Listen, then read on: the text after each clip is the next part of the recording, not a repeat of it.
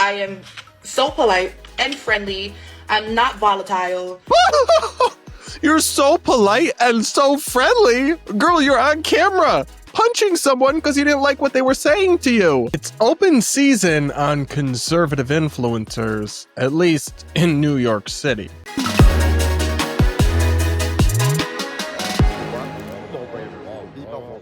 We're going to break down a really horrifying attack on an influencer that's apparently going to go unpunished and so much more on today's episode of the Bragg versus Everyone podcast, my daily show where we take on the craziest ideas from across the internet, our media, and our politics, all from an independent perspective. Up first, we are going to check in with, fair warning guys, a really disturbing story. You have this woman, Savannah Craven, who is a pro-life influencer. I believe she works with the pro-life activist group Live Action.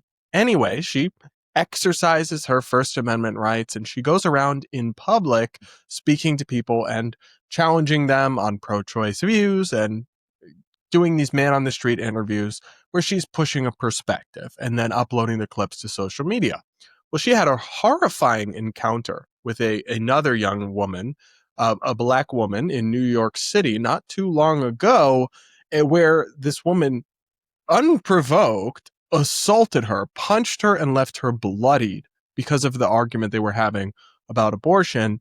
It was all caught on camera. I can't show you the actual video itself or YouTube will demonetize this whole episode, but it was all caught on camera, yet Alvin Bragg, the Manhattan District Attorney's Office, is going to let this person off the hook for violently assaulting a young woman who was espousing her ideas. We're going to break it down. Here is the latest video from Savannah updating her fans and followers on her situation. On April 3rd, 2025, I, Savannah Craven Entau, was brutally assaulted in the streets of Harlem while conducting interviews on Planned Parenthood. The entire shocking interaction was caught on camera by my husband, leaving no doubt that the assailant, Brianna J. Rivers, was not only guilty of aggravated assault, but also exulting over her own vicious criminal act. Just to, by the way, guys, to confirm this, I've watched the whole video myself. It is horrifying, and it is absolutely unambiguous what happens in this footage. Rivers was arrested and reportedly charged with felony assault. But after an interview with two prosecutors, I was informed that the felony had been downgraded to a misdemeanor, despite indisputable video evidence of brutal assault and battery, producing significant injury, trauma, and resulting in over $3,000 in medical bills. Yeah, guys, I'll probably have to blur some of the photos here, but it is insane that they downgraded this to a misdemeanor. Violent assault of this kind in response to anything really, but political expression is by no sane person or no sane legal system's definition a misdemeanor. Over the next few weeks, the office of the New York District Attorney, Alvin Bragg, infamous for its two-tiered system of justice that favors criminals over victims, failed to pursue the case. On July 23rd, 2025, I find out the prosecution simply allowed this misdemeanor to be dismissed on speedy trial grounds, apparently due to the prosecution's failure to file a certificate of readiness. I was never advised by the prosecution that my case had essentially been abandoned. This is horrible, by the way, that she found out from the vile wannabe influencer who assaulted her Instagram stories that her attempt at getting justice through the legal system had been abandoned and thrown away by either incompetence or malice. She found that out through the villain's Instagram stories, not through the prosecutor's office contacting her and telling her. That's diabolical. As a matter of fact, the prosecutor assigned to handle my case isn't even admitted to the New York bar, just an inexperienced law school graduate. Yet he was able to handle my case under a student practice rule, which is supposed to apply to only very minor offenses. Prior to the dismissal, the prosecutors failed to communicate with me and with my lawyers. Again, guys, that's the problem. This left-wing DA very clearly treated this as a petty minor offense. It is not. It is an egregious attack on free speech, an abuse of a young woman who did nothing wrong, certainly nothing illegal, whether you agree with her opinions or not, and it should absolutely have been treated with the utmost sincerity and seriousness. Instead, New York City decided to send a message that it's okay to assault conservative young women if you don't like what they have to say. Wow. Just despicable stuff. And there's so much more, including a really vile video that I'll just call her a criminal, the thug that punched Savannah put out, apologizing, but also not apologizing at all. And we're going to get into all of it. Okay, so let's keep going here and take another look at the rest of Savannah's video. And the failure to communicate continued after my lawyers intervened on my behalf to try and find out how this case could be dismissed. To this day, my lawyers and I have received zero reply, despite multiple text messages, emails, and phone calls. It is inconceivable that a violent assault case such as this, one that received widespread media attention, including that shocking video, would be put into the hands of somebody not even admitted to the New York bar, who then allowed for the case to be dismissed. It is hard to avoid the conclusion that this case was deliberately sabotaged. To this day, my assailant, Breonna J. Rivers, continues to show zero remorse and make jokes about her act of violence toward me and other pro-lifers. Well, we'll get into this. The assailant sort of expresses remorse, but then, in my view, kind of cancels it out with the other things that she said. And I am not a tinfoil hat person, and I'm always, never ever do I find it hard to believe that the government is incompetent. Yeah, that seems to me to be the default state of government bureaucracies, but it's suspicious, to say the least, that this case was so badly bungled that it was downgraded and assigned to some, like a student advocate, whatever. None of that should have happened in the first place. Now, whether there was really some conspiracy to make sure this woman got off the hook, or whether it was just a series of bad decisions and mixed with incompetence, I don't know. Either way, I find it absolutely disgraceful. And Alvin Bragg, I mean, this man should have been chased out of office a long time ago for the lax on crime policies that he's instituted and approach to prosecutions that I think make New Yorkers less safe. But this should be a career-ending mistake for a prosecutor. It won't be, I imagine, but it should be in a sane world at least. I do not want clicks, fame, or sympathy for what happened to me. I want justice for the countless pro-life and conservative activists that go out and peacefully stand up for what they believe in. And justice for the thousands of preborn children who will be aborted today, tomorrow, and the next. No one on either side of the aisle should experience physical violence for using their First Amendment right. Shame on you, Alvin Bragg. Wow. I mean, I completely agree with her on the political violence. It shouldn't matter whether you're pro-choice or pro-life. This is not what we do, and this is an attack on basic American values and free speech. And in any sane local government, it would be punished. But that's just not where we're at, I guess, in New York City. Now, what's so indicative to me is that this wannabe influencer woman, this Breonna woman, she is a real piece of work, Breonna Rivers. So she's kind of a wannabe TikTok influencer. She's got all the socials. She's got the give, send, go in bio, of course. But everywhere I go, I see on her page, I see people in the comments egging her on or saying she did the right thing, which is so insane to me.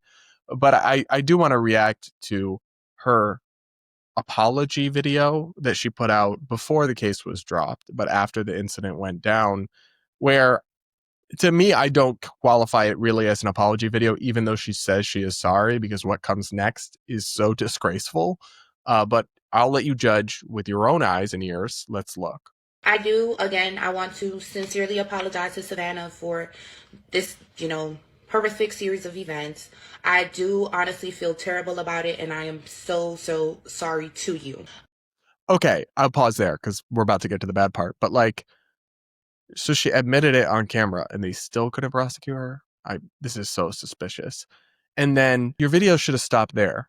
The next 7 minutes of this video weren't necessary. I trimmed it down for the clip to show y'all, but if you're really sorry, just unambiguous, no context, you really don't need to keep going. Just apologize, but not capable of that, as you'll see. Savannah continuously interrupted my thoughts, and she rage baited me. Oh my God. She rage baited me. So we're like, I don't know, 30 seconds or a minute out, because I cut some of it out, of you apologizing. And now you're victim blaming. Well, yeah, I punched her in the face like a thug, but she rage baited me. No, babe, it is your job as an allegedly fully grown adult to be able to emotionally regulate yourself. And somebody saying something in a way you don't like, or interrupting you, or even being rude, if we're even assume that's true, I'm not even saying Savannah was rude, assume she was, doesn't give you the right to punch someone.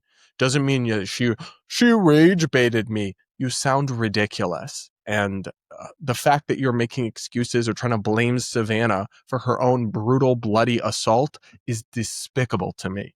Just despicable. By attempting to dictate what I was saying. There's even a point in the interview where I throw up the peace sign as a silent goodbye. And Savannah, like the temptress of trouble she is, continued to flip my words on this very slippery subject. Oh my gosh. You are now blaming the victim and saying she's a temptress of, what was that? Of trouble she is. A temptress of trouble. Because she asked you questions and discussed her political opinions with you.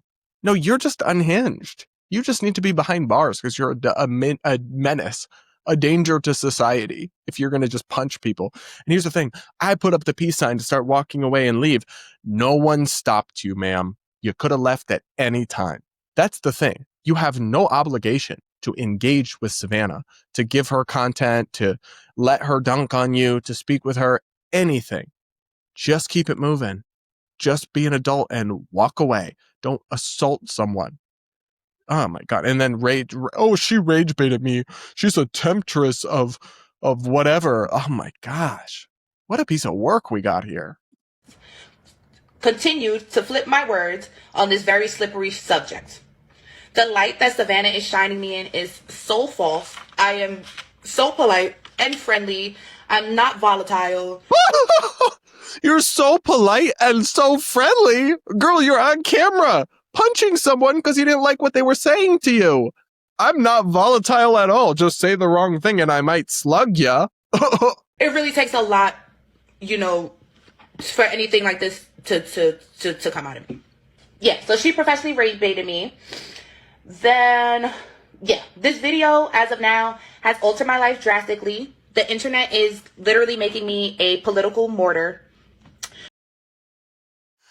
She's clearly not the brightest bulb. She meant political martyr, but also you're not a martyr. That's not what words mean. You're a villain, maybe because you actually did a bad thing, and now people are acting like you did a bad thing, but that you weren't made a martyr. That implies a whole host of things that are not at play here, but clearly words are not her strong suit. She just punches people rather than speak with them. When I simply believe that women should have the choice if they want to become a mother or not. Okay, that's not the point. You're allowed to believe that. Nobody's mad at you for believing that. They're mad at you for punching someone. Mother or not. People are calling me a leftist and a delusional Democrat. Okay, where's the lie?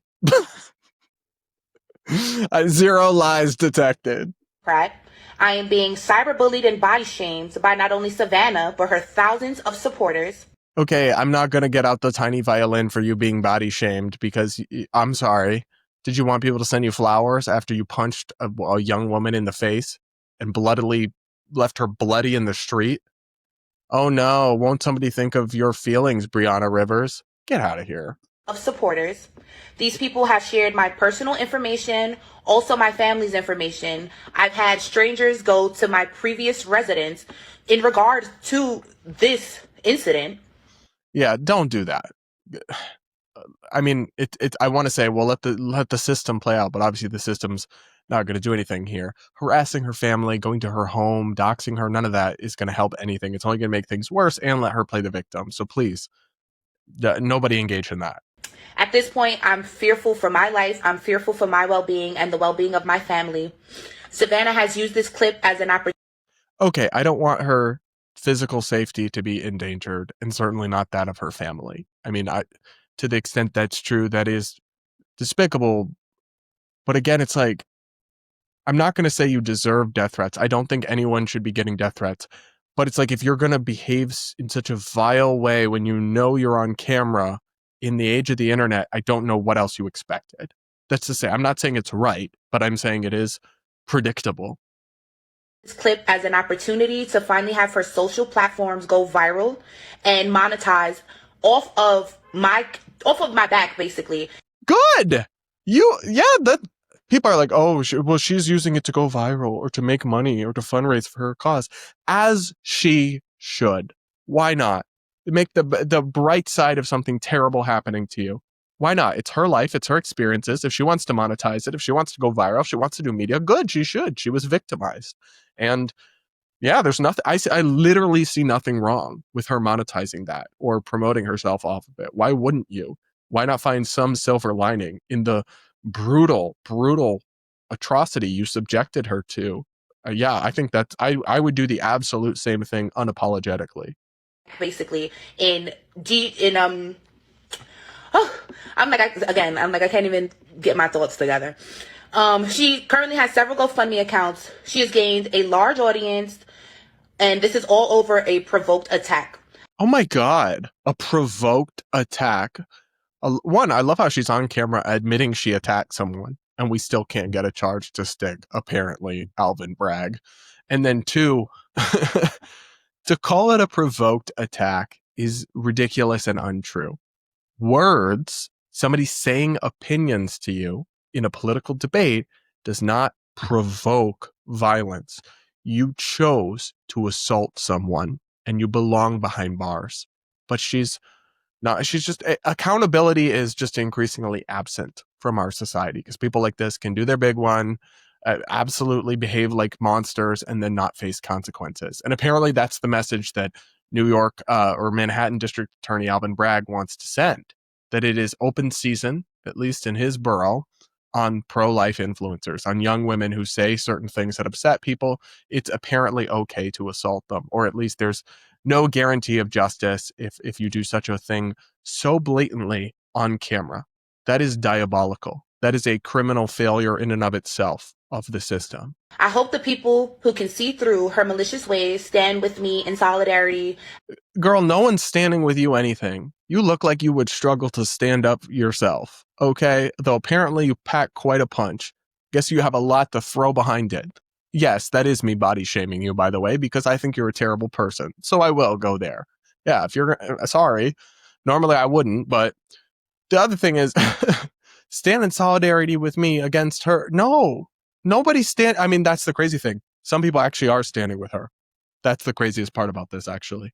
As I try to clear my reputation. How? I thank you all seriously from the bottom of my heart who have clear your reputation? You're acting like you've been lied about. Clear the reputation that you got from people saying you did the thing you're on camera doing and admit to doing. That's not what those words mean. But words are clearly not this person's strong suit. Supported me, everyone who has donated to my GoFundMe, everyone who has sent me positive messages, because the internet is such a dark place. Yeah, apparently the streets in New York City are too. And the fact that she attacked Savannah for having a GoFundMe, but also herself has a Give, Send, Go. Okay, like one of them was a victim, one of them was a perpetrator. I have no issue with the victim having a GoFundMe, but you're going to attack her for that while you have one for yourself as the perpetrator. What weird. I appreciate and love all of you guys so much. And I hope that the people who are in support of Savannah go and look at her previous interviews and just kind of check the common denominator here, because it's not me. It literally doesn't matter. I'm certainly not saying this is true. I haven't seen that much of Savannah's content. But let's say she was the most obnoxious, bad faith interviewer or debater ever. It literally doesn't matter. You're still a criminal and a thug who belongs behind bars, and you had no right to put hands on her. Seriously. Her speech is her speech. And she has, at bare minimum, the right in our society to not be brutalized for using her words. And the fact that you would try to victim blame her in this fake apology is diabolical. And frankly, I think this person should face social stigma for the rest of her life for this. And frankly, Maybe there's even some sort of federal charge that could be brought against her. I don't know. Because I really think she needs to face accountability for this. We have to send the message that political violence is not okay. And at bare minimum, I hope Savannah sues the pants off this woman in civil court. I'm not sure she has a penny to be sued for, but hey, at least there'd be some sort of finding of responsibility for this woman's reprehensible actions. But what do you guys think? Are you even surprised that New York City would let someone get away with such despicable behavior, or that they would all go about it like this? I'm horrified, but if I'm being honest, I can't really say I'm particularly surprised. Let me know what you think in the comments. Make sure to subscribe, yada, yada, yada. And by the way, guys, be sure to send in your voicemails for my Voicemail Friday episodes, where I react to your woke horror stories, give you advice on your personal lives, and answer any questions you guys have for me. As always, the link to send in one of those is in the description. Up next, guys, we got to talk about a pretty disturbing saga where a violent criminal and radical is being just glowingly memorialized by mainstream prestigious publications, by prominent Democratic officials. A woman named Asada Shakur passed away this past weekend, and these glowing tributes went out to her. And at first, I didn't know who she was, so it didn't, of course, bother me. But the more that I have learned, the more diabolical these posts seem in hindsight. So here is Rolling Stone. Quote, I advocate an end to capitalist exploitation, the abolition of racist policies, the eradication of sexism, and the elimination of political repression. If that is a crime, then I am totally guilty. And then their article is Remembering Asada Shakur. Now, you're waiting for the other shoe to drop, right? Like, what else? Is this woman just some liberationist, some wonderful activist? The community note pointed out here, right? That's Twitter's fact-checking system. Shakur, a member of the BLA, was convicted of first-degree murder, armed robbery, and aggravated assault for the killing of a New Jersey cop. BLA associates helped break her out of prison and escape to Cuba. Under Obama, the FBI added her to its most wanted terrorists list. Yeah, so many liberal media outlets glowingly profiled this woman. Some of them mentioned in paragraph 17 the fact that she, murdered a cop, was broken out of jail by terrorists, and then fled to Cuba to live out her days, and was labeled by the Obama FBI, not even like, some ultra-Republican administration, as a wanted terrorist. Yeah, but of course, because she was a revolutionary, guys. She hated capitalism. That makes her slay queen, boots down mama. Like, this is literally the level at which some of this extreme left-wing thought operates. And it's actually kind of scary. But it wasn't just publications. The Democratic Socialists of America and prominent Democratic, as in Democratic Party officials, all, again, sung this woman's praises. This is reporting here from the Washington Free Beacon. Mamdani's political party mourns convicted cop killer Asada Shakur. A trio of House Democrats also paid homage to Shakur, who was on the FBI's most wanted terrorist list. Zohran Mamdani's political party, the Democratic Socialists of America, DSA, mourned Asada Shakur, one of the FBI's former most wanted terrorists, who was convicted of murdering a New Jersey state trooper before fleeing to Cuba. Apparently, that's no big deal for them, because in a social media post Saturday, the DSA said, quote, the American state brutally oppressed Shakur and her fellow Black Panther Party members. Rest in power, Asada Shakur, wrote the socialist group, whose best-known members are Mamdani and AOC. The DSA has taken credit for powering Mamdani's victory in the New York City mayoral Democratic primary. Congresswoman representatives, Summer Lee, Ayanna Pressley, and Yvette Clarke, the chair of the Congressional Black Caucus, joined in on the outpouring of leftist support for Shakur. Lee quoted a poem written by Shakur, "We have nothing to lose but our chains," with a Black Power fist emoji. Clarke wrote, "If there is a single truth in this world, it is that Asada died a free woman." Pressley echoed the same remarks during a speech at a CBC event on Friday. "Rest in peace and power," Pressley said. I'm sorry, but this is psychotic. If your idea of Black Power means supporting people who murdered police, supporting wanted terrorists, then you might be the problem. Like, you might be dangerously radical and unhinged. But I guess I can't say I'm surprised from the Ayanna Presleys of the world, but it's not just politicians or media outlets. Major organizations also mourned this woman and left out, of course, her atrocious crimes. The Chicago Teachers Union and Janae Nelson, the president of the NAACP Legal Defense and Educational Fund, also paid homage to Shakur. Nelson referenced Shakur as a freedom fighter and an example of undaunted resistance. I guess that's one way to describe murdering police officers, but okay. And then this article goes on to make a good point, which is that this stands in something of a stark contrast to how many of these same people mourned or didn't mourn Charlie Kirk, who was killed, of course, a controversial conservative activist, but certainly didn't murder anybody. And here's from the article more. The outpouring of support for Shakur is in stark contrast to the DSA and lawmakers' remarks after the death of conservative activist Charlie Kirk, who was allegedly assassinated by Tyler Robinson, a 21-year-old Utah man who embraced left-wing and pro-transgender political causes. The CBC opposed a resolution last week condemning Kirk's death, saying the bill was an attempt to legitimize Kirk's worldview, a worldview that includes ideas many Americans find racist, harmful, and fundamentally un-American. Well, guys, I find it a tad more un-American to support or cheer or lionize somebody who murdered police and was a wanted terrorist, and to say nothing of the fact that I think her underlying ideology of tear down capitalism, all this stuff is probably terrible and absolutely out of touch with reality.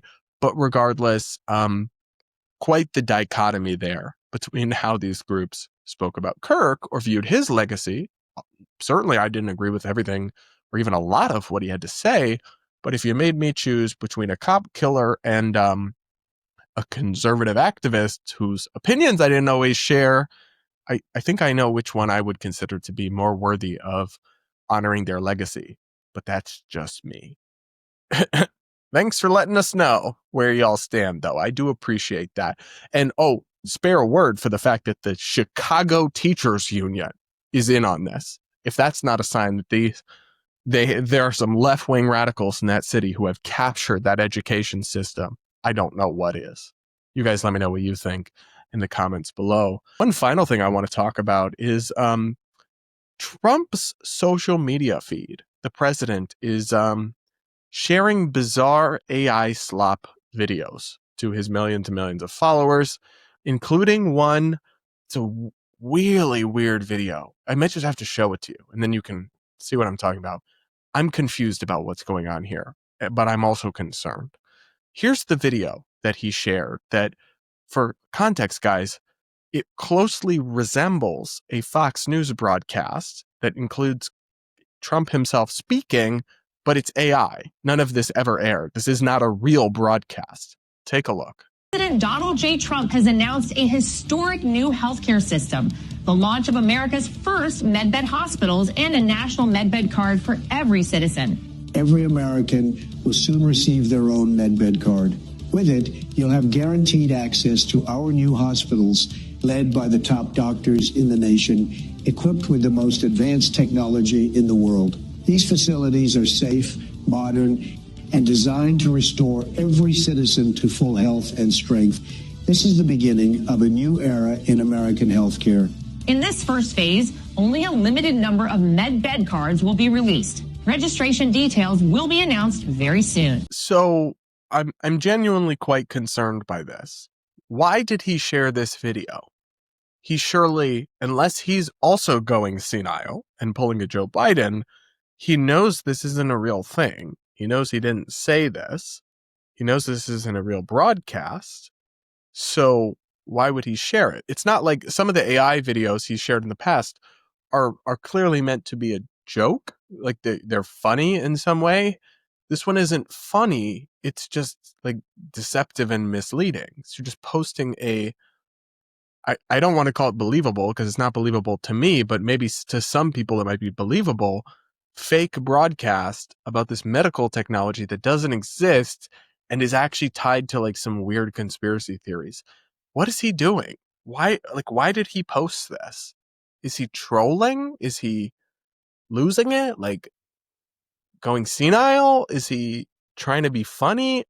I genuinely don't understand. I would assume he's probably not aware of the conspiracy theories around med beds, like, but rather than him knowing about it and like somehow winking or nodding to, I don't really understand why he would do that. But this is inexplicable to me. It's giving boomer, extremely boomer president behind the wheel, and kind of concerning, but he's now deleted it. So we've got reporting here from Mediaite. President Donald Trump has deleted a bizarre AI-generated video he shared in which he was seen promoting a magic bed which reportedly could cure all diseases. The president, late Saturday night, shared the phony video on Truth Social, which shows him on a fake Fox News broadcast of My View with Laura Trump, touting a med bed which has mythical healing powers. Some on the extreme right have promoted the conspiracy theory that the US military has med beds which can cure any disease and even regrow missing limbs. According to some versions of the conspiracy theory, liberal billionaires have kept the revolutionary beds from the public. Many who believe the theory think Trump will make the technology available widely now that he's back in office. Trump himself sharing a video about medbeds is likely to put wind in the sails of those who have been pushing the wacky theory on the darker corners of the internet. The video was deleted from Trump's account on Sunday morning, but not before backlash from prominent medical professionals and others. So I think this is concerning to me because I think it's unlikely he's intentionally fueling conspiracy theories, but that will be the effect of it. And somebody just needs to take the keys to this man's social media away from him, because his feed is increasingly unhinged, and posting this kind of AI slop serves no apparent purpose other than to, I don't know, make us concerned about his mental well-being. I don't know. What do you guys think? Let me know in the comments. Make sure you're subscribed if you aren't yet. And we'll leave it there for today's episode of the Brad versus Everyone podcast. Thank you all so much for tuning in. Yada, yada, yada. And we'll talk again real soon.